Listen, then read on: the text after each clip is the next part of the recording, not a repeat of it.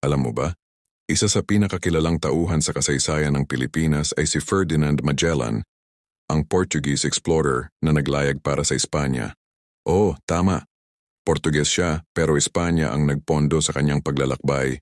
Noong 1519, nagsimula siya ng isang napakatinding misyon, ang unang pag-ikot sa buong mundo. 5 barko, daan-daang tripulante, at hindi nila alam kung makakabalik pa sila. Noong Marso 1521, dumating sila sa ating kapuluan.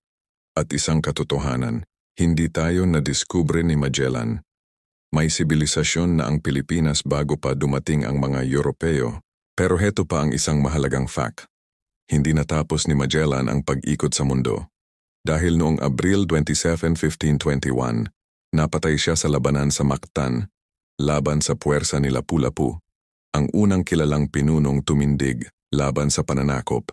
Pagkatapos ng kanyang pagkamatay, ilan sa kanyang tauhan ang nagpatuloy ng paglalakbay at sila ang unang nakumpleto ang circumnavigation.